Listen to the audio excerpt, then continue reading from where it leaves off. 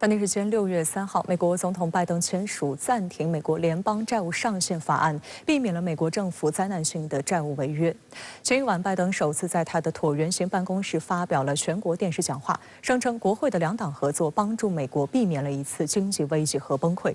观察认为，尽管该法案生效，意味着历时近半年的美国政府债务违约危机暂告解除，然而真正的危机却远未结束。这是自二战结束以来，美国第103次调整债务上限。这项2023年财政责任法案规定，暂缓债务上限生效至2025年1月1号，并对2024财年和2025财年的联邦政府开支作出限制。该法案还规定了收回部分未支配的预算拨款，对某些联邦福利项目实施更严格限制等内容。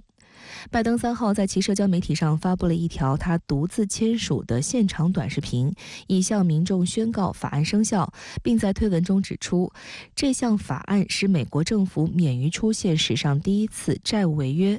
同时也减少政府赤字，保障社会安全、医疗保险和医疗补贴，并履行对退伍军人的义务。这明显与历届总统庆祝两党达成重大协议的做法不同。拜登没有举办大规模的公开签署活动，而是在总统办公室内一个人悄悄地签署。还有美媒记者透露，他们是透过邮件接收的声明得到这一消息。Yeah, after weeks of public negotiations with folks from the White House heading over to Capitol Hill and folks from Capitol Hill coming here to the White House, that was it. It was an email. It was a press release saying that the bill had been signed. 美媒认为，拜登没有选择公开签署活动，是因为时间紧迫。事实上，拜登签署相关法案时，距离美财长耶伦警告的美国极有可能发生债务违约的时限只剩下1天，几乎拖到最后才避免违约。而在经历了两党扯皮、推诿、试探、斗争之后，签署各方都不完全满意的协议，确实不值得特别庆祝。2号晚间，拜登发表全国电视讲话，称赞美国国会参众两院通过抬高债务上限、削减部分开支的法案，宣称该法案体现了美国民主、共和两党的合作。If we had failed to reach an agreement on the budget, there were extreme voices threatening to take America for the first time in our 247-year history. Nothing would have been more catastrophic.Our economy would have been thrown into recession. Retirement accounts for millions of Americans would have been decimated.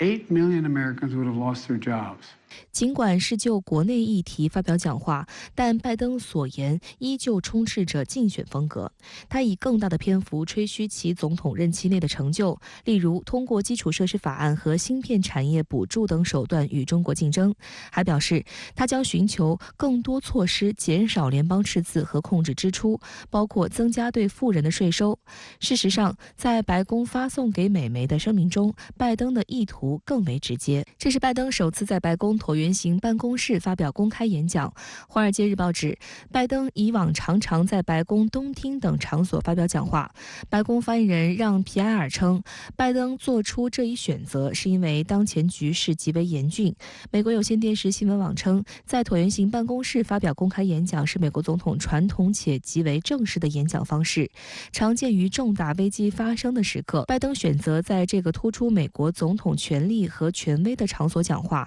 可能是因为他正寻求连任，对抗共和党的竞争者。围绕债务上限问题的谈判是美国国会共和党人重掌众议院后与拜登政府在重大立法事项上的首次正面交锋。事实上，在解决方案出台前，美国两党一直将这一问题当作相互攻击的武器与政治工具。在福克斯新闻看来，拜登和麦卡锡达成的是典型的华盛顿幕后协议。现在美国的财政状况非常糟糕，而这项债务协议完全无法应对。And I can tell you this, our nation was careening towards bankruptcy before the debt deal, and it will still be careening towards bankruptcy after this debt deal. 英国路透社4号报道称，这一法案的签署标志着困扰华盛顿数月的危机以低调象征性的方式结束。尽管美国债务上限危机暂时告一段落，但并不预示着债务危机的终结，因为根本问题没有得到解决。瑞士世界周刊3号评论称，该法案只是决定暂缓债务上限生效时间至2025年年初，这是一项危险险的创新，因为它允许拜登政府在2024年11月大选前随心所欲的借款。除了能够预期的举债，美国此次调整债务上限也为经济埋雷。彭博社报道称，在最后一刻达成的协议避免了美国违约，但随着国会议员在华盛顿发动财政战争，围绕联邦借款的边缘政策可能成为一个季节性的事件。分析师认为，美国财政失衡、两党博弈加深、美国信用体系不牢的长期趋势仍在延续。2025年大选前后和未来几年再次发生美国债务上限危机的概率仍然较大。据美国彭博社4号报道，在美国债务上限危机期间，美国财政部现金储备已经跌至2015年低点，截至5月30号仅剩373.6亿美元。根据彭博社亿万富豪指数，全球有31位亿万富豪的身家都超过了美国政府手头的现金，其中包括巴菲特和马斯克。因此，在拜登签署法案后，眼下的问题是，美国政府面对逾31万亿美元的巨额债务，要如何偿还？路透社指出，债务上限僵局暂缓后，美国财政部预计将在短时间内发行大量债券，迅速填补国库空虚，而这将吸走市场上至少数千亿美元的资金。但美国政府以新债换旧债的方式其实并不可持续。数据显示，今年1月，全球至少有16个国家出售了美国国债，越来越多国家意识到美国债务经济模式的不可持续性和美元资产的不可靠性。